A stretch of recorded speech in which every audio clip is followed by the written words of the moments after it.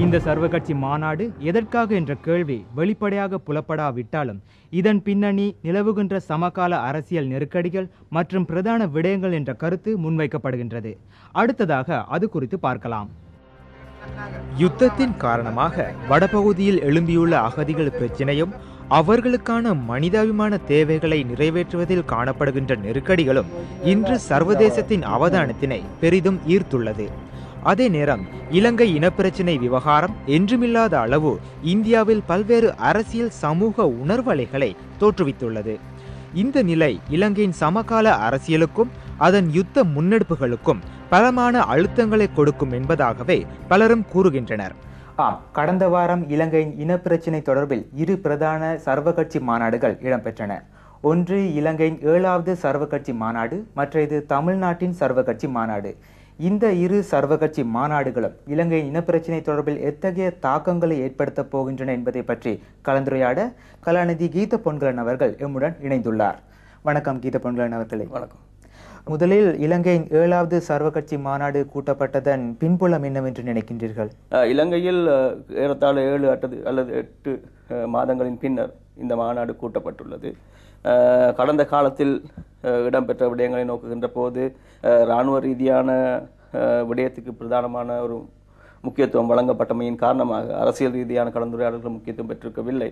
அதற்கு புறம்பாக சர்வகட்சி மாநாடு என்கின்ற விடயத்திலிருந்து அரசியல் ரீதியான தீர்வு ஒன்று அடையப்பட வேண்டும் என்பதில் இருந்த ஆர்வம் மட்டுப்படுத்தப்பட்டதாக காணப்பட்டது. அதன் காரணமாக இந்த கூட்டங்கள் பெரிய அளவுக்கு நன்மை வகித்தவையாகவோ அல்லது தீவிரமாக முன்னெடுக்கப்பட்டவையாகவோ காணப்படவில்லை.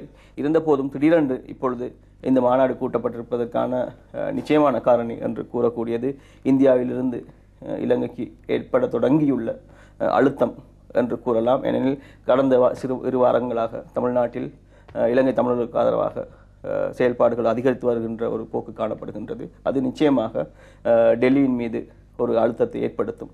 ஆகவே டெல்லியிலிருந்து அந்த அழுத்தம் மறுவளமாக இலங்கை அரசாங்கத்தின் மீது பிரயோகிக்கப்படும் என்பது நிச்சயமானது. 2 பிரதான எதிர்க்கட்சிகளும் இதனை புறக்கணித்ததன் காரணம் என்ன?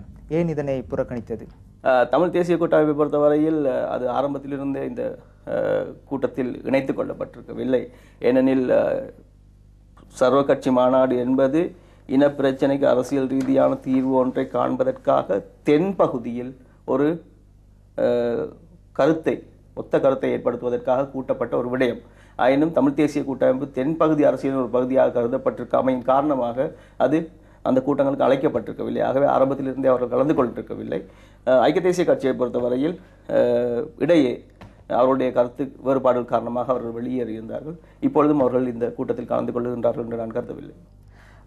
இந்தியாவில் காணப்படுகின்ற இந்த கொந்தளிப்பு நிலை, சர்வகட்சி மாநாடு கூட்டப்பட்டமை, இதை பற்றி என்ன கூற விரும்புகின்றீர்கள்?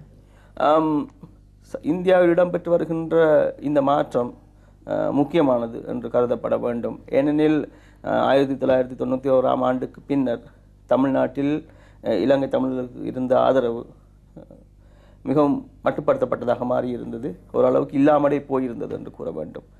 அத்தகைய நிலை ஒரு நீண்ட காலம் நீடித்திருந்து இப்பொழுது கடந்த 1 அல்லது 2 ஆண்டுகளாக மீண்டும் 1980ஆம் ஆண்டுகளில் காணப்பட்டது போன்று இலங்கை தமிழர்களுக்கு ஆதரவான ஒரு நிலை மெதுமெதுவே தோற்றம் பெற்று வருகின்றது என்று கூற வேண்டும். அதனுடைய ஒரு ஆரம்ப கட்டம் என்றுதான் இப்பொழுது இடம்பெறுகின்ற இந்த விடயங்கள் கூறப்பட வேண்டும். இந்தியாவுடைய முழுமையான அரசியலை எடுத்து பார்க்கின்ற போது தமிழ்நாடு முக்கியமான ஒரு நிலை என்று கூற வேண்டும். தேசிய ரீதியாகவும் இந்தியாவில் அடுத்த ஆண்டு ஒரு தேர்தல் இடம்பெற இருக்கின்றது. ஆகவே தமிழ்நாட்டில் வாக்கு என்பது முக்கியமான ஒரு காரணியாக செயல்படும். அத்தகைய ஒரு நிலையில் தமிழ்நாட்டினுடைய பொதுசன அபிப்பிராயம் இலங்கை தமிழர்களுக்கு ஆதரவாக இருக்குமாக இருந்தால் காங்கிரஸ் போன்ற இலங்கை தமிழர்களுக்கு அவ்வளவு சார்பில்லாத கட்சிகள் பாதிப்படைகின்ற ஒரு நிலை ஏற்படும். அத்தகைய நிலையில் தங்களுடைய நிலைப்பாட்டை உறுதி செய்து கொள்வதற்காக அவர்கள் இலங்கையில் தலையிடுகின்ற ஒரு போக்கு ஏற்படலாம். அல்லது இலங்கை தமிழர்கள் சார்பான வேறு குழுக்கள் வெற்றியடையமாக இருந்தால் அவர்களும் தலையிடுவதற்குரிய ஒரு சந்தர்ப்பம் ஏற்படும். ஆகவே நிச்சயமாக இலங்கையினுடைய கொள்கையில் அல்லது போக்கில் ஒரு பாதிப்பை ஏற்படுத்தக்கூடிய உள்ளார்ந்த இயலுமை தமிழ்நாட்டிற்கு நிச்சயமாக காணப்படுகின்றன. ஆனால் என்ன வித வடிவில் அந்த தாக்கம் ஏற்படும் என்று கூறுவது சற்று கடினமானது. இன்றைய நிகழ்ச்சியில் கலந்து கொண்டு எம்முடன் பல புதிய தகவல்களை, பல நல்ல தகவல்களை எம்முடன் பகிர்ந்து கொண்டதையிட்டு கலாநிதி கீத பொன்கலன் அவர்களுக்கு நாம் நன்றி தெரிவிக்கின்றோம். மனித உரிமைகளும் நல்லாட்சியும். யாழ் முஸ்லிம்களின் இன்றைய நிலை.